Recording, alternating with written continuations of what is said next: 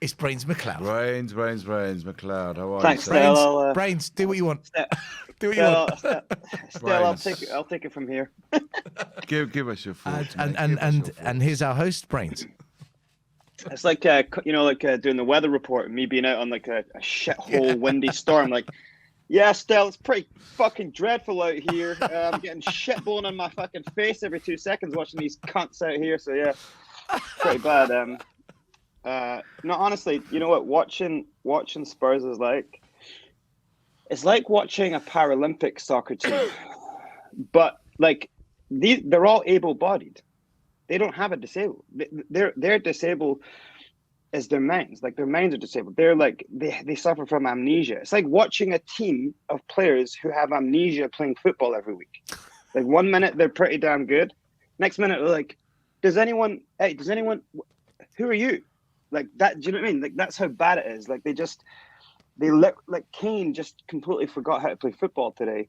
And the thing with Son is like, I've seen more people sliding around on their ass and like dancing on ice. Like it was like watching, it's you know, like when a kid moves into a new house and it's got wooden floors and it's just been polished and you got those, you pull your socks on and you just go sliding around. That's what like watching, that's like, it was like embarrassing. I was like, dude, get off. Like, what is going on here? It wasn't just like sliding or slipping, you know, because of the boots. You know, like, you know, you can see when someone's legs are going up from underneath them. It was the feet not working at pivotal moments. His feet just went from under him at 3 pivotal moments. That, for me, was not the boots. I mean, someone give this guy a pair of fucking old school rugby boots then if that's the problem. But that wasn't the problem. The problem was his head. Well. Some Adidas World Cups.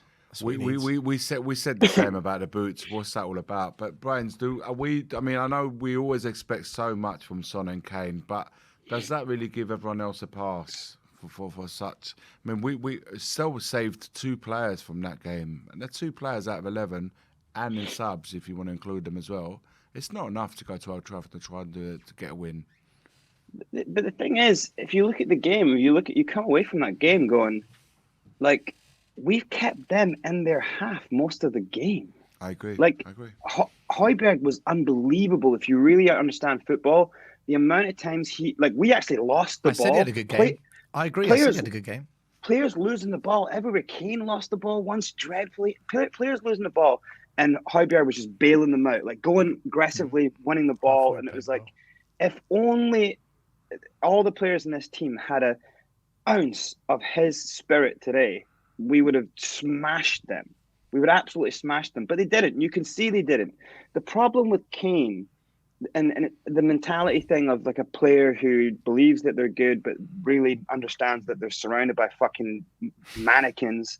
Like when a player like comes up to a big game where he's got to perform, where everyone's going, I'm sitting there all day with my friends in these groups and talking to people, like bantering all day, and I'm saying like, look, I think he's one of the best all-round players on the planet. Like for what his attributes are, he's one of the best all-round players on the planet. And then he goes and puts in a stinker like that, where like all of those passes, you know how he's really good left, right foot, he can spring 60-yard passes. None of that came off. You can see in the first few minutes he tried one, boom, hits off a player. And as soon as that happens, his head just goes, boom. Yeah. And it's like he realizes like, oh God, it's just too big for me again. Again, big game. Like now I have to carry a whole team. And so in games where he has carried the team, what does he do? He drops deep. He's like, fuck it. Fucking cape on. Like, let's do this. Bash, ball down the line, ball through. He didn't do that today. He didn't even go for the balls like that.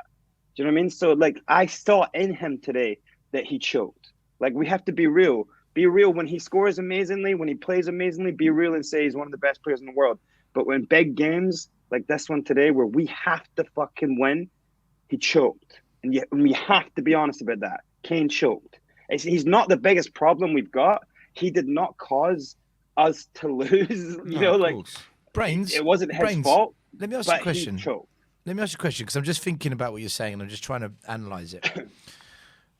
Name me a player of Kane's quality and caliber who doesn't choke in a big game when he's in an average team. Oh yeah, but that's the joke of the that's your punchline was well delivered there by finishing it off with a shit team like Spurs. Would Kane choke if he was in a cup final playing for Man City, or if he was in the Champions League final up front for Liverpool? Do we think Kane would choke in those moments?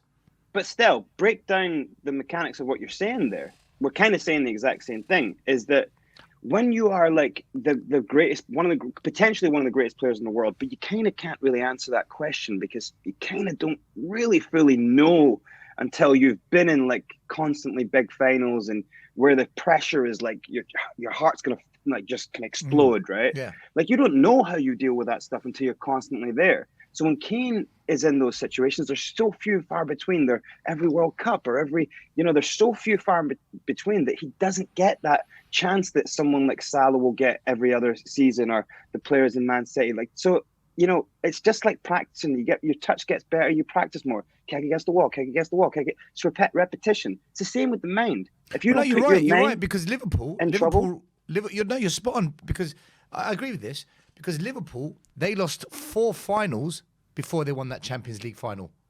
Yeah, Klopp lost 4 finals before he won that Champions League final with Liverpool.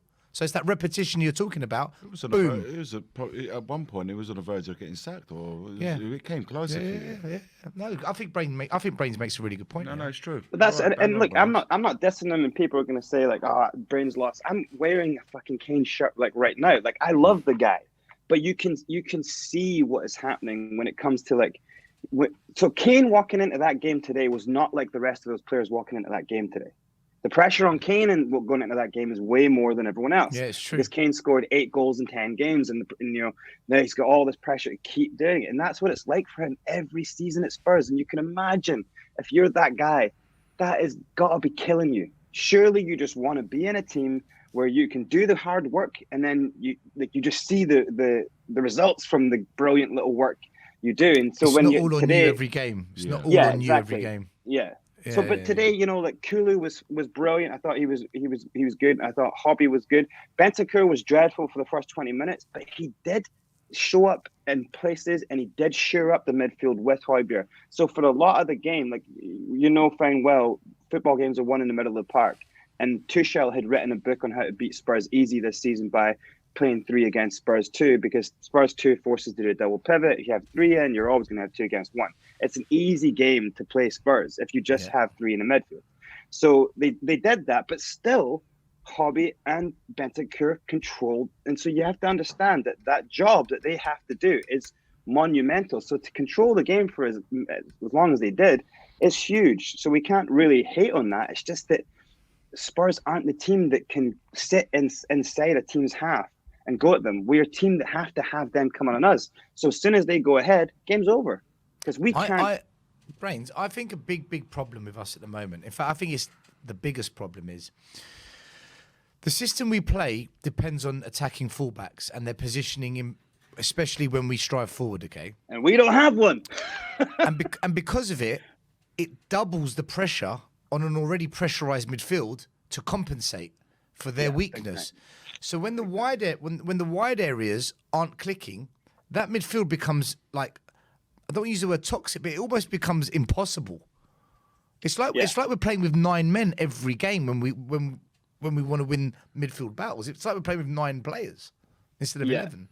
Like the wing backs can only seem to do any one time, any which group or couple you put on, Cess or Emerson or Doc or Regulon, they can only ever do one part of it right. They can't get it all right. So it's like so Doc today was actually in the right positions in attack almost all the time. He was the constant ball out, right? And then everything that happened behind him, he kind of wasn't there. And I'm not saying that he was bad going back. It's just that he wasn't really there. He wasn't really playing the full role of that position. And then Regulon was kind of not really there all the time going forward, and he was there going back, but he just kept making mistakes. So it's a shit show when you don't have quality in every area. So I actually think I think Reggie's the best at crossing, but he's not very good at defending. I think Doherty's probably the best of the lot at maybe his first touch defending, is insane. but he's terrible going forward. I think Emerson's just crap. at everything. Yeah. And I think Sessegnon, he will do exactly what he's told, but he has got nothing about him that takes risk and shows adventure. That's confidence. And he can't risk. He simply can't risk because he can't open his do the legs safe and thing. go. Do the because safe his- thing. Do his- the safe thing. Do the safe thing. It's like He's also a player. You can see that Sessegnon is a player who plays scared. Like he doesn't. He's never really going to just be his full potential now because he's constantly scared of a reoccurring injury, and you can see it on him. You can see when it comes to just open your legs and just skin players. He actually does have the speed, but he's never going to do it because he's just worried. Yeah, so it's so for me, like, so when people say like it's not a you good know place like to be in. Yeah, it's not a good place to be in when you're. That's why he's got to go. I'm not being harsh because. No, you got to look at Tottenham Hotspur's best But if we want to win trophies, he's got to go.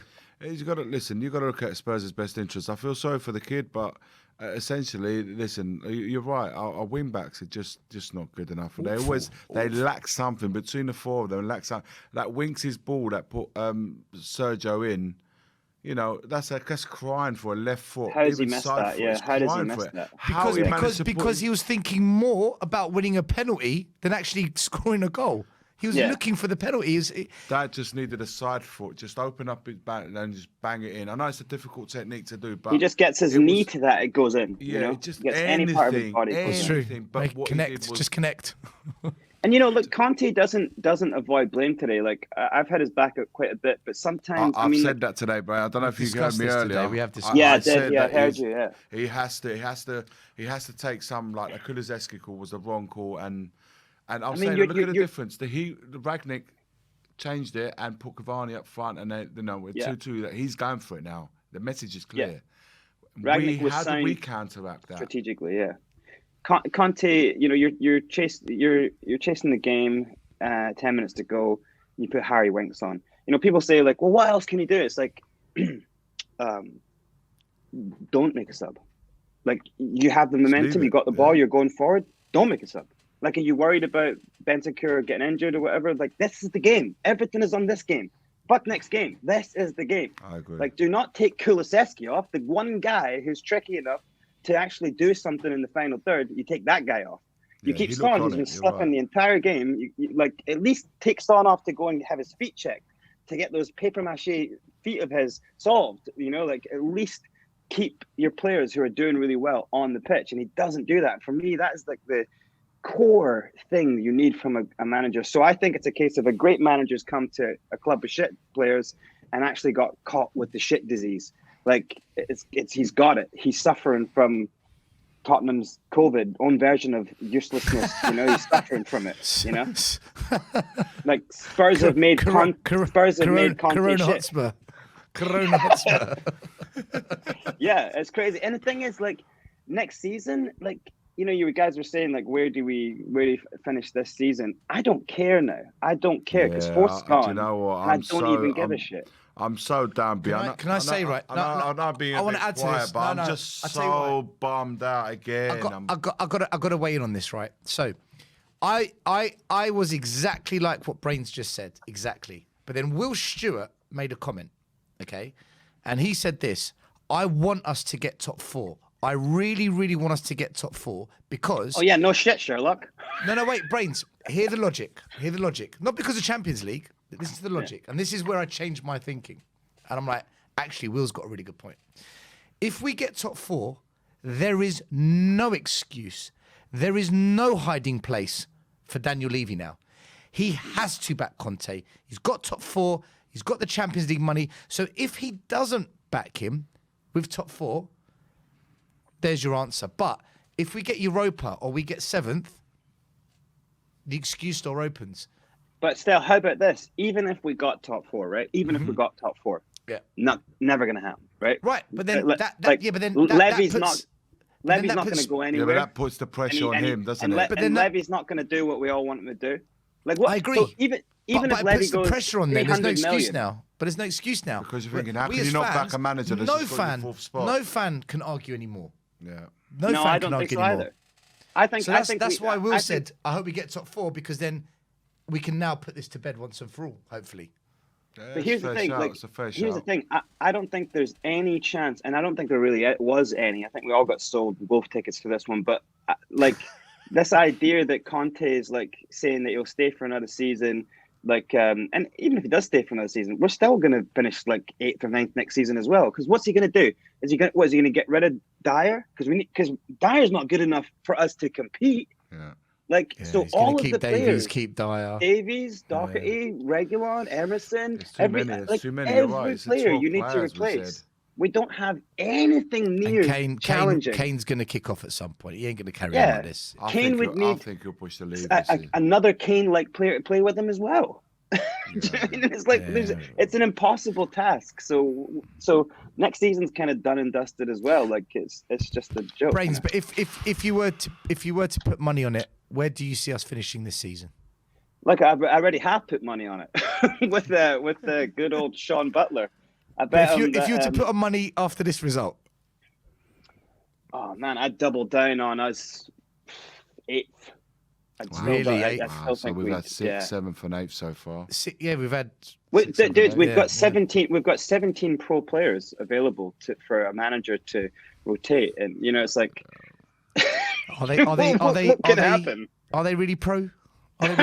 Arguable. I would play Pascozzi over Emerson any day any day. I would play some of these. Now that the top 4 is gone, like it really kind of is. Really, we have to now wait. We have to wait and hope for these guys to lose, and these guys have got to lose, and everyone's got to come and do us a favor. So I say play the kids. I say just like have a laugh. I told you play the under 23s. I told everyone. Yeah, may as well. At least we get to see them. At least we can start maybe some sort of preseason looking at some of the kids. You know, it's a shit show. The thing is, Man United didn't actually even play good today. They had a couple of worldies, but they didn't play good. They didn't have to, did they? They didn't have to. They didn't have to. No. Ronaldo. Yeah, simple as that. Match winner. Brains. We've got. I'm gonna go drown myself in sorrow and tears. Don't worry, we're gonna do the same. Cry myself to death. We're doing the same. We've got one more caller to get through. Brains, listen, as always, man, informative. Great good thinking about the game, and that's just me and Iggy. That's a Bob Spur. Do you know what? I was listening to you, Brains. I stole that maneuver from Bob Spur. That's what he does. I know. He's listen. It's the first time I've ever was speaking over the stream for sure. I know we've met before, but. Brilliant, insightful. I was really attentively listening to what you're saying, Brains, and you know what? You're bang on the money, mate. You're bang on the money. That's one goes out to Bob Spur. I mean, I'm so happy to see that he's out of his coma and super feeling better. Absolutely, man. Absolutely. But that performance today made me wish that I was in his coma. And I've survived he said that. He said that. He said that before, hasn't he? He said it loads of guys. I wish I carried on. That was making me want to get in his coma. Oh no. Oh, mate. Nightmare, guys. Brains, listen, enjoy the rest of your weekend, man. Thanks, do your thing. Make the most of it. Guys.